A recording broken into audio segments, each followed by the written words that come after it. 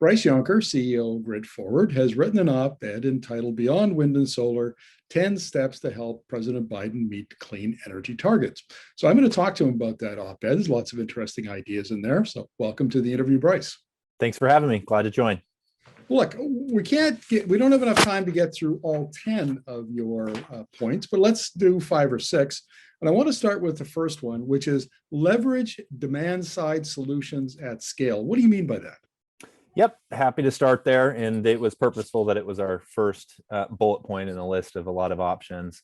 So what we're talking about there is really unlocking the potential on the demand side of the equation. Historically, the collective, we have built generation to serve load. And the general idea here is to get a better sense of bringing the demand side of the equation to align with the available resources on the system. So that flexibility that can come with unlocking the potential flexibility of customers. Yes, this is smart thermostats, but so many other capabilities is something that we think is a really foundational capability that a lot of operators need to be involved in. One of the things I keep hearing about is flexibility, and I assume that demand side management is a big part of that. So for instance, as we adopt electric vehicles, the batteries that we have can be plugged into the grid and that can be used. Is that the sort of thing you're talking about? Yeah, demand side flexibility can come from any host of resources.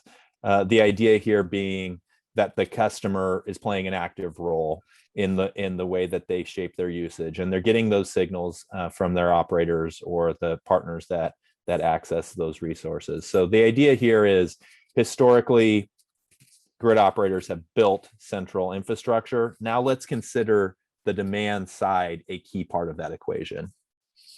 Okay, let's talk about adjust rates and pricing. What do you think needs to be done on this front? Yeah, this is a critical one. I mean, this gets you right into the heart of some of the most intricate details of the industry. But if you just throw a bunch of tools and solutions and technologies at the problem, it's not going to solve itself. So here we're trying to get at the fact that historic ways that rates have been structured, which are very static, will not work in a new future where we have a different set of resources that are meeting the needs of the system. So I think at the basis here, we're kind of saying you got to have some level of variability in pricing structures. We got to have some innovation that matches the innovation happening on the technology front with the way that we think about rates and structures. There's certainly lots of different ways this can take shape, but innovation on rates and pricing, we think just needs to be a key part of the equation as well. Does this also include market design? Because I'm seeing, more markets being created by operators. Things like imbalance markets, forward markets, in order to do exactly what you're saying. So, is that part of the equation? The evolution of regional markets is absolutely a key factor to the equation as well. As far as evolving rates and pricing, the direct connection there would be a little bit tangential. But yes, you're right that the Western EIM and the functionality in the EIM or the various conversations that are happening with regional markets are absolutely a critical piece to a deeply decarbonized future. Well, let's talk about another point, which is access wide area markets. Now, you're based in Portland, Oregon, and there's a lot of talk about the Western electricity market. I think it's 14 states and BC and Alberta belong to that.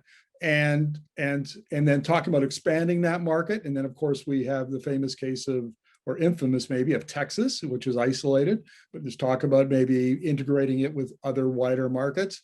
Why is that important? So the idea here that we're really trying to capture is the benefit that can be accrued in having access to wide area markets. So yes, there's a very active conversation now about the next generation of the Western EIM. And California took a lot of the limelight in a negative sense with their polar vortex storm here this last couple months. So markets in and alone of themselves are not the silver bullet solution to integrating deeper renewables, but they absolutely play a critical function. And I think the argument we were generally stating is that the wider the access and the higher level of resource diversity, the better that the value can accrue. Now, again, some of these disturbances are very widespread. So even with a large geographic access, you can't alleviate them. but integrating more of a diverse set of resources from more of a diverse geography will benefit all participants. Right, and that's another one of your points, diversify assets, which by that you mean not just wind, solar, and batteries, but we're talking about hydro and probably some nuclear and maybe even some thermal and natural gas, tidal, geothermal. All of those things contribute to a more stable, resilient grid, I would take it. That's right. My last podcast conversation was with the new CEO of CalISO, and we talked a little bit about this. I'm sitting in a region, as are you, that's significantly reliant on a hydro resource. But if you have a low water year, Portland just had its by far record lowest rain precipitation in April, right? So being significantly reliant on any one resource really leaves you vulnerable to significant disturbances. So the more that the generation sources are diversified, the more resilient and able to cope with unexpected challenges that the system will be. Any final thoughts, Bryce, on advice that you would give President Biden if he were to ask for it? Well, one of the key things we're thinking about right now is the foundational infrastructure of the grid itself. So a lot of the functional outcomes that we can have, whether it's accommodating electric vehicles or building more transmission to bring on more of a clean energy future, or integrating distributed assets, these outcomes can only become a reality if we invest in the system. So I think that the importance of the distribution system itself, the role that it plays for the future that we all want to see, cannot be underestimated and should not be underinvested in. Yeah, this is something I hear more and more, and especially because we're going to be electrifying the economy, transportation, buildings, and industry, and there, lots of estimates around about how much more electricity that will take, maybe twice, maybe 3 times as much as we're using now. And you need to be able to get that. You need to be able to generate it, but then you need to be able to get it to where it needs to go. And that takes a tremendous amount, hundreds of billions of dollars in the US, and probably a very large amount in Canada as well. And so I would imagine that's part of the equation. Absolutely. That's kind of my X factor analysis. So I listed 10 things to keep in mind while we want to accommodate a decarbonized future. Load growth has been flat or anemic in many jurisdictions, even places that are reasonably growing with their population, just because of how effective we've been with standards, with efficiency, with the ways that we invest in our grid. But electrified transportation could change those tides. I think many are expecting will change those tides.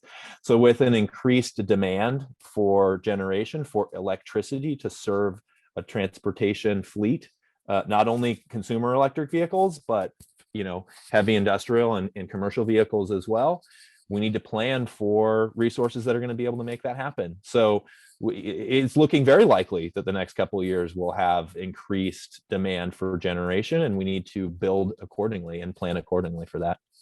Final question, Bryce, and I want to get your thoughts on something that I ask many experts now when I interview them, and that is the change in the fundamental nature of electricity systems. They used to be organized on an old, industrial model where you had centralized generation, and then you'd use wires to get it out to where you want. And the technology now stands that on its head. Now it's all decentralized, everything's getting flatter, and it's more like a web than it is a vertically integrated silo. And what's your take on that? Absolutely. The one-way flow of electrons from central generating infrastructure down through transmission and distribution out to a passively consuming energy load, that's long gone, right? We're right in the thick of a transition of a two-way system that has investments at the central level, but as well as all around the edges to become more nimble. I mean, we are right in the thick of that. So perfect cases in point are some significant projects that didn't get built that looked like wires, right? Looked like transmission lines or looked like major substation upgrades, which instead stakeholders have decided to build the non-wires alternatives, the targeted storage, the targeted efficiency, rolling out and scaling up demand side management. Those capabilities, as they become more commercially viable, are going to be at the heart of running an effective system, alongside investments that look traditional, right? There are constraints on distribution systems where we need to upgrade transmission or we need to upgrade transformer infrastructure. There are constraints on the transmission system where we need to upgrade transmission capacity. So it's going to be a marriage, a little bit of the old, the heavy, significant capital intensive projects that, if they can get justified, come along with this more nimble, capital light, continual investments across the system. So both of them will be happening. Bryce, thank you very much for your insights. Really appreciate it. It's great to be a part of the session. Thanks for having me.